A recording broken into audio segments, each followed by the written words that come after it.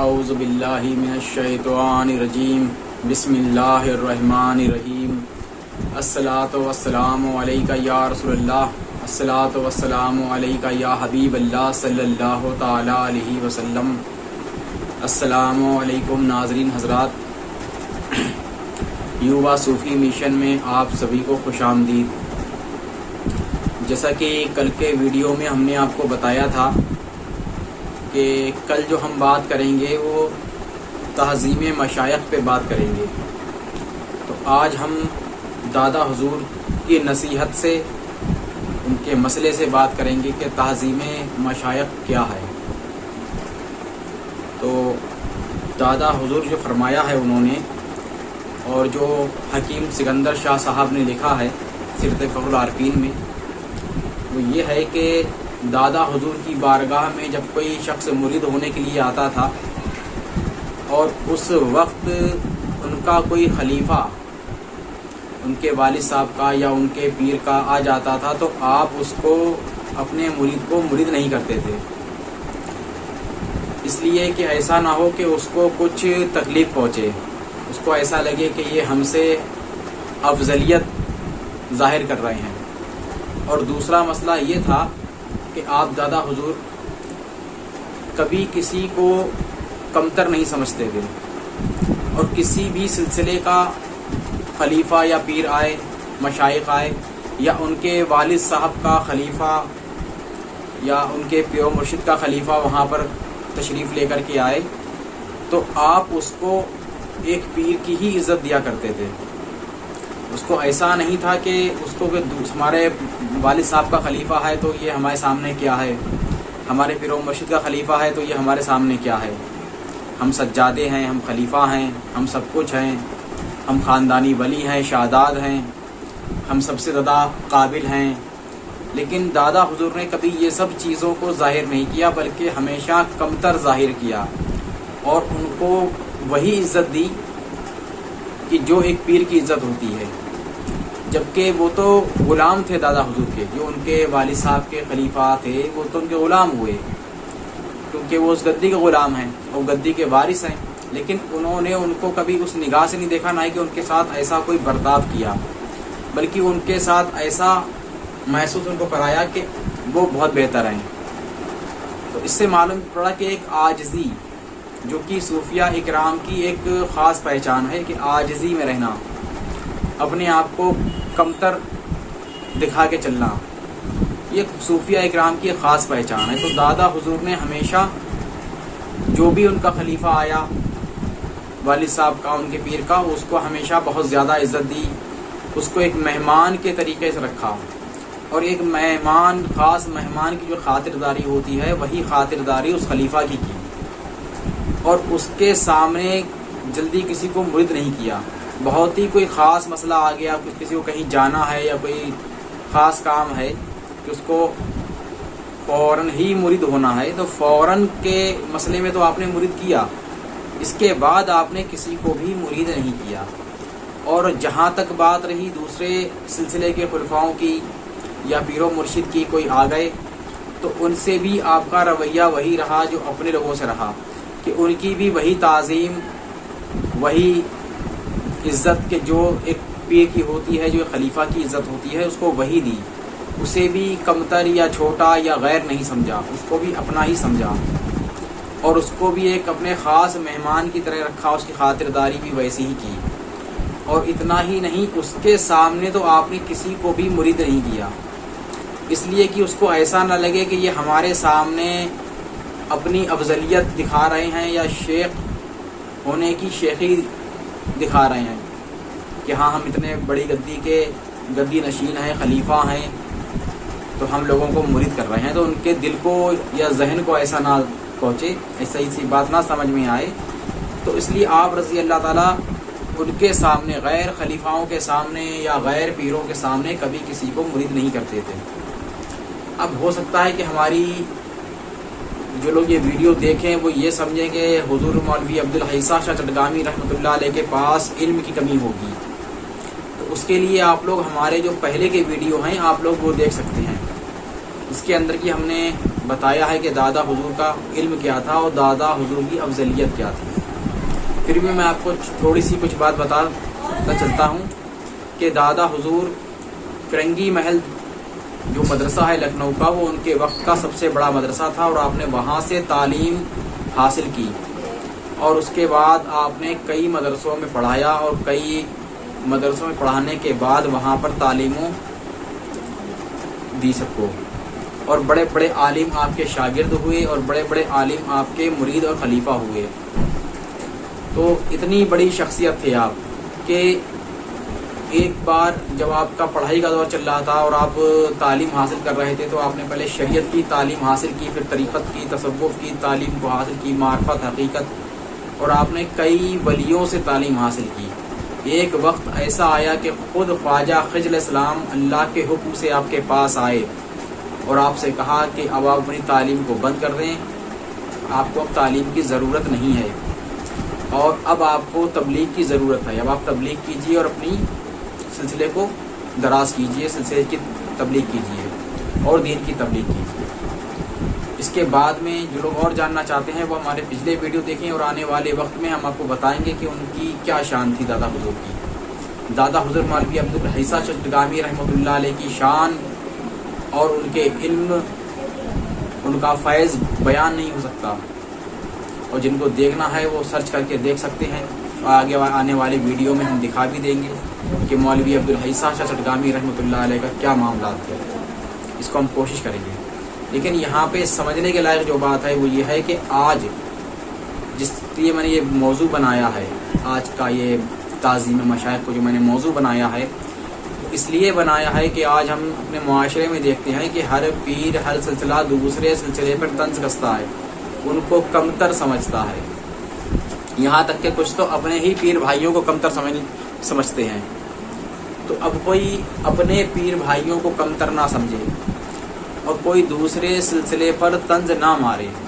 اس کے لیے آج ہم نے یہ ویڈیو بنایا ہے کہ اس کو آپ سمجھیے کہ اتنے بڑے عالم، اتنے بڑے گدی نشین، اتنے بڑے ولی،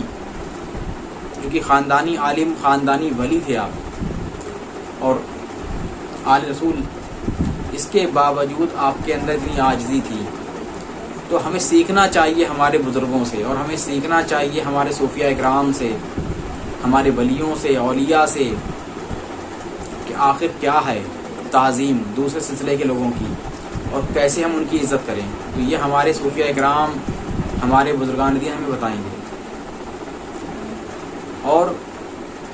جو لوگ ایسے ہیں کہ کم علم،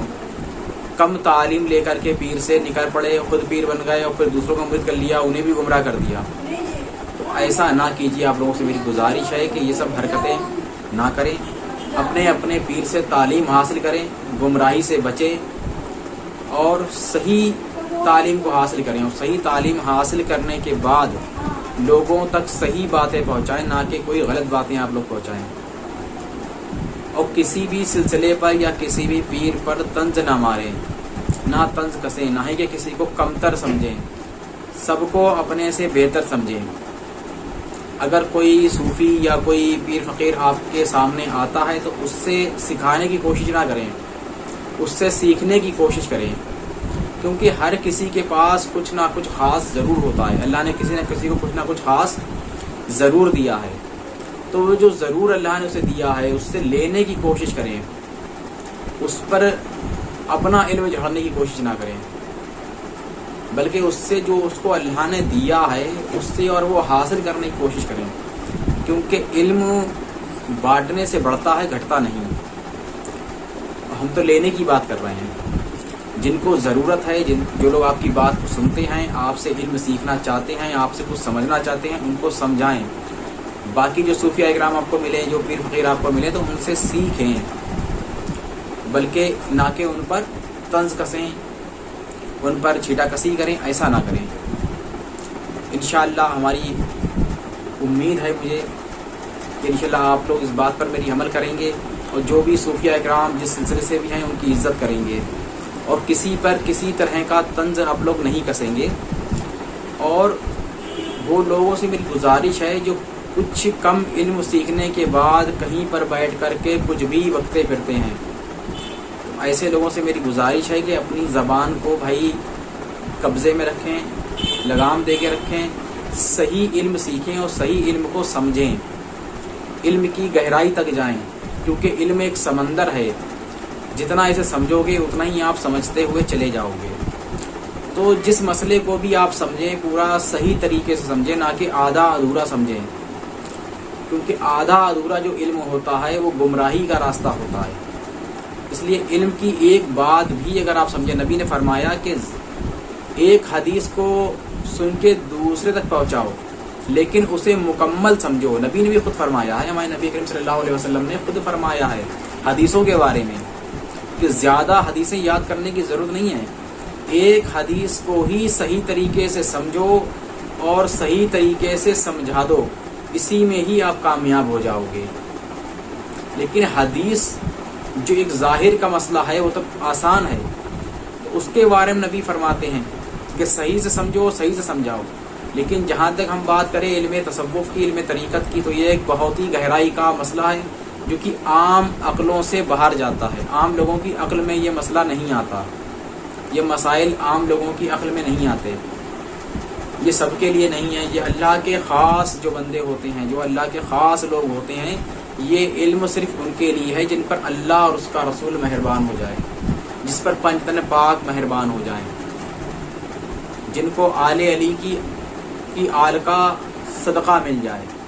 یہ علم صرف ان کے نصیب میں آتا ہے۔ باقی کا یہ چاہے آدمی عالم بن جائے، چاہے فاضل بن جائے، چاہے مفتی بن جائے، یہ علم سب کو نہیں ملتا، نہ سب کی سمجھ میں آتا ہے۔ تو اس لیے آپ لوگ جو بھی بولیں بہت سوچ سمجھ کر بولیں، اس کو پہلے پوری تحقیق کریں کہ وہ ہے کیا۔ ایسا نہ ہو کہ آپ صوفیت کے نام پہ، آپ پیر فقیری کے نام پہ خود بھی گمراہ ہو جائیں اور دوسروں کو بھی گمراہ کر دیں، آپ بھی جہنم میں جائیں اور ساتھ میں دوسروں کو بھی جہنم تک کا راستہ دکھا دیں۔ تو ایسا نہ کیجیے، انشاءاللہ علم سیکھیے اور علم سکھائیے، اسی میں ہی ہماری بہتری ہے۔ اور علم سیکھنے کے لیے اچھے صوفیاء کرام کے پاس بیٹھیے جنہیں علم پتہ ہے، اور ساتھ ہی ساتھ جو سلاسل کی کتابیں ہیں ان کا بھی مطالعہ کیجیے، کیونکہ ہر بات ایک ساتھ آپ کو کوئی پیر نہیں بتائے گا، کیونکہ ایسا نہیں ہے کہ آپ جا کر کے بیٹھے وہ پوری علم آپ کے اوپر پیوست کر دے گا، آپ کو پورا علم عطا فرما دے گا، ایسا نہیں ہے۔ کیونکہ بارش ہوتی ہے تو سارا پانی ایک ہی انسان پہ نہیں گرتا ہے،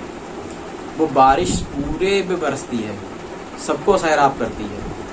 تو جس کے نصیب میں جتنا پانی ہوتا ہے اتنا پانی آتا ہے۔ لیکن اگر کوئی شخص ایک جگہ پہ کوئی بڑی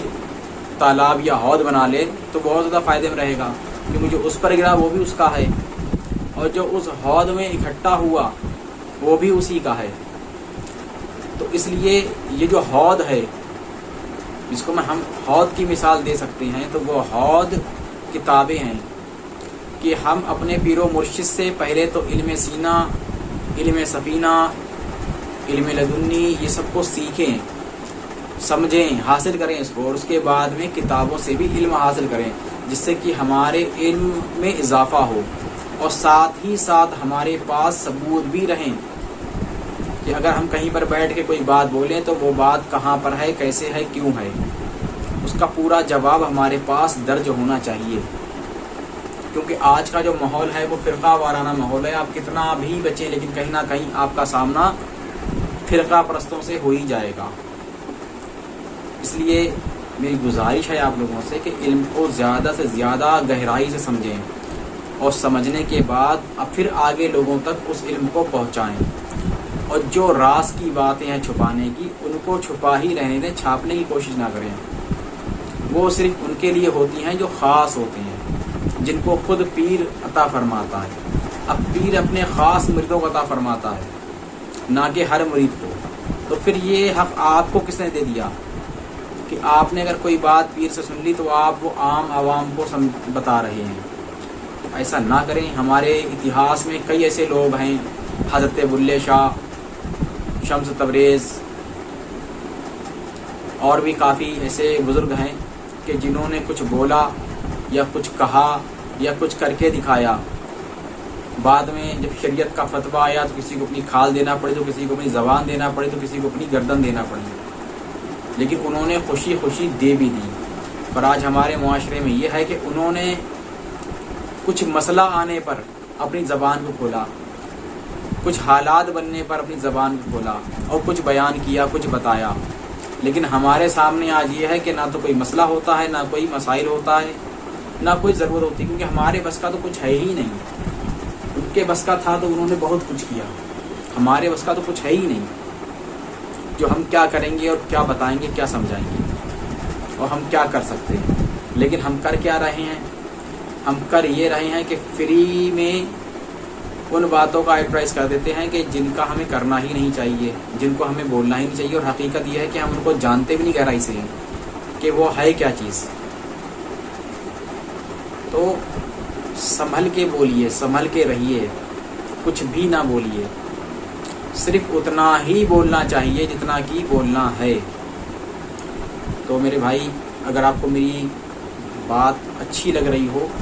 تو انشاءاللہ آپ لوگ ہمارے چینل یووا صوفی مشن کو سبسکرائب کریں، لائک کریں اور شیئر کریں. اور ہمارے ویڈیو میں آپ کو جو بھی کمی نظر آ رہی ہو وہ آپ کمنٹ میں آ کر کے بتائیں. اچھی لگ رہی ہو تو وہ آپ کمنٹ میں آ کر کے بتائیں. انشاءاللہ ہم دعا کریں گے آپ کے لیے کہ اللہ آپ کو علم و عمل اور عقل عطا فرمائے، اور اللہ ہمیں بھی علم، عمل، عقل عطا فرمائے. یہ آپ ہماری دعا کیجیے. اسی کے ساتھ آج کی ہم اپنی یہ ویڈیو کو ختم کرتے ہیں، اور اگلے ویڈیو میں پھر اسی ٹاپک پر ہم انشاءاللہ بات کریں گے، اسی مسئلے پہ ہم بات کریں گے. اللہ حافظ.